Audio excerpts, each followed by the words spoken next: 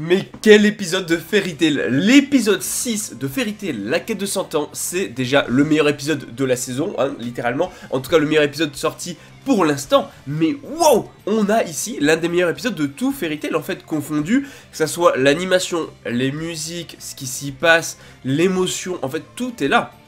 Tout est ici pour faire de cet épisode-là un banger absolu. Oui, c'est un chef-d'œuvre cet épisode, c'est un chef-d'œuvre. Donc on va en parler. N'hésitez pas à liker la vidéo si jamais elle vous plaît, à vous abonner si vous aimez Fairy Tail, cette chaîne est faite pour vous. Et c'est parti. On va en parler, épisode 6 de Fairy Tail, la quête de 100 ans. Wow, j'ai pas les mots, mais wow, on a vécu l'histoire, ils ont mis le paquet sur l'épisode qu'il fallait, soit celui-là, et il n'y a rien à redire, l'épisode est parfait de A à Z, du début à la fin, tout est parfait. Littéralement tout, donc on a un épisode déjà qui commence par un petit filler. Voilà, je pense que le petit filler en début d'épisode, c'est tout simplement pour pouvoir finir l'épisode pile au bon moment, soit quand Lucy va arrêter Natsu. Pour moi, c'était ce moment-là qui devait conclure cet épisode, et je pense clairement que le petit filler au début, c'est justement pour tenir sur les 24 minutes, tenir du coup sur cet épisode-là et finir sur ça, donc... Bon, ils ont bien géré il n'y a pas grand chose à dire sur le filler, c'était vraiment juste pour qu'on finisse au bon moment l'épisode. Alors, qu'est-ce qui se passe dans cet épisode? Déjà, avant de parler de qu'est-ce qui se passe, faut le dire, c'était incroyable. Les musiques, que ce soit les nouvelles, les anciennes et tout, les musiques sont juste superbes, elles te mettent bien dans l'ambiance, c'est parfait. L'animation, c'est quoi ce poulet? C'est quoi ce poulet? C'est quoi ce caviar? Non mais désolé, l'animation ici était incroyable du début à la fin. Elle était incroyable. Le combat Natsu notamment contre Mersphobia et même l'apparition d'Ignia, c'était quelque chose. C'était quelque chose. Tout le combat, c'était une dinguerie. Enfin, on va en parler. Déjà, on a en fait un combat qui se déroule en deux phases. La première phase, c'est le combat Natsu et toute la team en fait contre Mersphobia, où ils vont attaquer chacun leur tour. Natsu va attaquer aussi. Sauf que, en fait, on a Mersphobia qui a fait monter l'eau au ciel et qui attaque du coup du ciel, qui crée plein de sortes de petits siphons un petit peu partout et qui détruit un petit peu toute la ville. Natsu va essayer de l'arrêter. Donc on a cette première partie là qui est très cool, qui est vachement sympa, assez dynamique. Voilà, c'est franchement une première partie très sympatoche. Mais en fait là on va, je pense, se concentrer sur la deuxième partie avec l'apparition d'Ignia au moment où Natsu se fait attraper par le tourbillon de Mersphobia. On a l'apparition d'un personnage qui est, je pense, l'un des personnages préférés des fans de l'œuvre, hein, tout simplement, des fans de Fairy Tail la quête de 100 ans, puisque c'est l'antagoniste du manga en fait. C'est l'antagoniste du manga, c'est le Acno Logia de Fairy Tail la quête de 100 ans, tu vois. C'est lui qu'il faudra vaincre, c'est lui le plus puissant, c'est lui l'objectif final. Et là, il débarque de manière extrêmement stylée, l'animation au top et tout, et il chope Natsu, et il explique que Natsu est à lui, il peut pas laisser Suijin le battre, puisque c'est lui qui va devoir le vaincre. Alors, en fait, il y a énormément d'informations, énormément de choses à retenir dans cet épisode-là, mais avant de parler du combat qu'il y a entre Natsu et Mersphobia, on va parler de Ignia, parce que finalement, on apprend plein de choses. Déjà, Ignia, bon, c'est un dragon, c'est un des 5 dieux dragons, il est ultra stylé, c'est le dieu dragon du feu. Chara-design de fou, déjà en mode dragon, il ressemble beaucoup à Ignir parce que c'est le fils d'Ignir. Oui, on apprend que c'est le vrai fils d'Ignir, puisque Natsu, c'est pas son vrai fils, tu vois, c'est le fils qu'il a adopté. Mais en fait, ce qu'explique Ignia, c'est que il y a une période, en fait, une saison où les dragons vont faire des pontes, ils vont avoir des œufs, et donc après finalement le père reste pas avec la famille, c'est la mère qui va élever les enfants. Donc du coup Ignir il est parti, et c'est la mère d'Ignia qui a dû s'occuper de Ignia, et peut-être même que, on sait pas s'il avait fait qu'un enfant ou plusieurs, mais...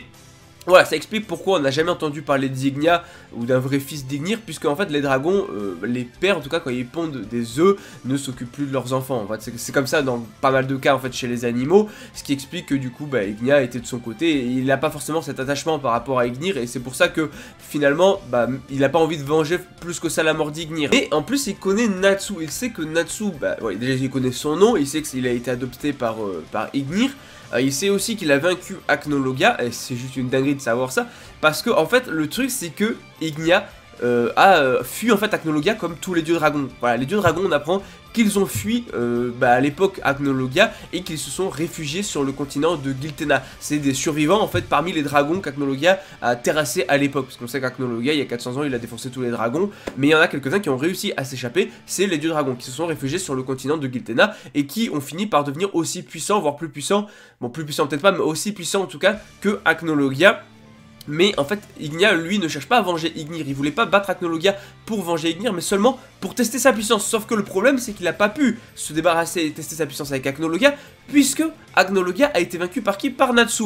Par le fils d'Ignir, le faux fils d'Ignir. Enfin voilà, t'as capté. Donc forcément, bah, Ignia, il a envie d'affronter Natsu en 1 contre 1, bien sûr, puisqu'il a très bien compris que Natsu est beaucoup trop faible et qu'il a absolument pas vaincu Acnologia tout seul. Et bien sûr, il a fallu l'aide de Ciseaux Dragon Slayer, plus l'aide de tout le continent, plus me faire Sphere, etc. Donc il a fallu énormément de facteurs finalement, énormément de gens pour vaincre Acnologia. Maintenant, lui il veut son 1 contre 1. Ce qu'il veut c'est que Natsu devienne plus fort pour l'affronter en 1 contre 1 dans un vrai combat et pouvoir tester sa force. Voilà l'objectif d'Ignia, affronter Natsu. Et je trouve ça fou puisque ça tisse directement ici un combat entre Ignia et Natsu. Et Ignia il est en mode voilà bon bah si tu veux après je peux te motiver pour le combat du 1 contre 1, j'ai juste à tuer tes amis un par un et tout. Et il voit bien que Natsu réagit sous le coup de l'émotion et que sa puissance augmente sous le coup de l'émotion, ce qui est propre au personnage de Fairy Tail d'ailleurs hein. Et voilà, bon en tout cas Ignia il a enflammé un petit peu toute la ville. J'aime bien un peu cette confrontation entre les flammes d'Ignia et l'eau de Mersovia. Déjà il y en a un qui va tout inonder, l'autre qui va tout faire cramer. Mais voilà, il le dit Ignia, en fait ces flammes peuvent brûler de l'eau. Et donc Natsu en mangeant ces flammes peut devenir assez puissant pour vaincre Mersovia qui n'est qu'à la moitié tout au plus de sa puissance. Voilà, c'est bien précisé. Parce qu'on nous a dit, ouais, mais les dieux dragons au niveau Acnologia. Et là, c'était un peu bizarre parce qu'on se dit, il va le vaincre et tout. Mais en fait, voilà, dites-vous que là, il va le vaincre avec l'aide des flammes d'Ignia. Et en plus, il n'était qu'à la moitié de sa puissance, Mersovia. Donc autant dire que s'il était à pleine puissance, bah, il l'aurait déjà jamais vaincu. Voilà, tout simplement. Puisque Ignia va pas participer au combat. Il va quand même donner un petit coup de pouce à Natsu. Il va lui laisser plein de flammes que Natsu va pouvoir manger. Même si au début, il va pas vouloir les manger. Finalement, il va finir par les manger. Mais en tout cas, ce personnage-là de Ignia est extrêmement bien introduit dans cette version de... Enfin, dans l'animé, hein, je trouve vraiment l'introduction incroyable, les musiques incroyables, le chara-design est fou. Voilà, pour moi, c'est l'un des personnages qui a le plus de flow dans la quête de 100 ans. La voix, faut qu'on parle de la voix. Je m'attendais pas à ça, mais la voix passe super bien.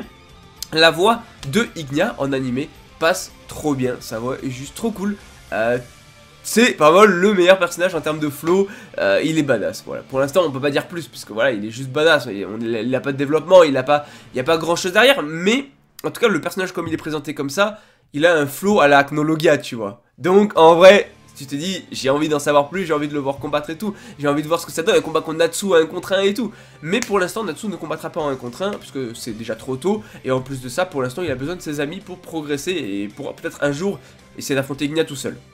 Bon, Ignia s'en va, et donc vient le moment où Natsu va manger les flammes d'Ignia. C'était excellent déjà l'animation au moment où il les mange, où ils foncent sur Mersovia et tout, c'était fou, et en fait tout le combat, puisqu'on a un Natsu où il commence à avoir des bras avec des écailles qui commencent à apparaître et tout, enfin c'est vraiment une dinguerie, même sur le visage là, on voit que c'est plus le Natsu qu'on connaît. D'ailleurs Mersovia, j'ai beaucoup aimé aussi d'ailleurs le côté un petit peu, il s'est transformé en une sorte d'eau pour justement éteindre les flammes de Natsu, parce que finalement Natsu avec ses propres flammes n'a pas réussi à toucher Mersovia, et là par contre il va réussir avec les flammes d'Ignia. Mais je trouve la transformation finalement de Natsu un peu peut-être retour de Iendi, en même temps peut-être pas du tout, plus démon, on sait pas trop. Après tout il dit que c'est les flammes de l'enfer, l'enfer c'est quoi? C'est les démons, donc Iendi, donc est-ce que c'est vraiment lié à Iendi ou bien est-ce que c'est un peu une transformation en mode dragon?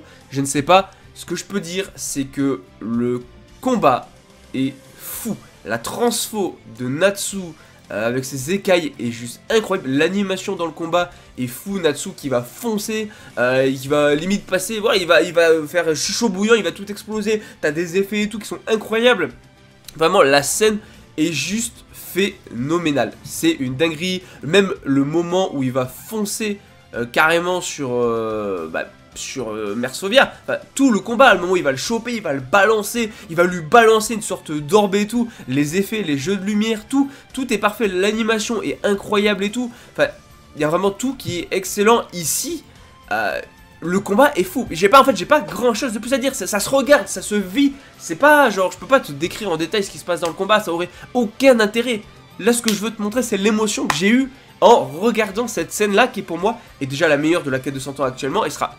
Il y a des dingueries qui arrivent par la suite, mais vraiment cette scène là je sais que c'était déjà dans le manga une des scènes les plus marquantes. Et je sais que dans l'animé ça sera probablement une des scènes de cette saison la plus marquante quand même. Pas la plus marquante mais une des plus marquantes. Tellement elle est forte, tellement elle est incroyable cette scène.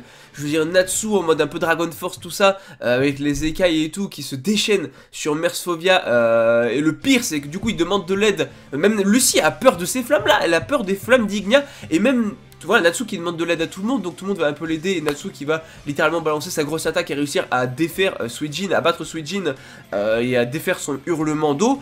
La scène était incroyable, c'était dingue, et en plus de ça, genre même Natsu qui commence en mode ah c'est pas fini, j'ai pas encore brûlé, il en reste encore quelque chose. Alors à la limite, Natsu a perdu la boule en mangeant les flammes d'Ignia, il a perdu le contrôle. Il est totalement déchaîné, il va exploser, il va faire exploser sa puissance, et il était parti pour brûler et tuer Mersovia, parce que là, Mersovia a été vaincu, mais il était parti pour le brûler entièrement, pour s'en débarrasser totalement. Et donc c'est pas le genre de Natsu de faire ça.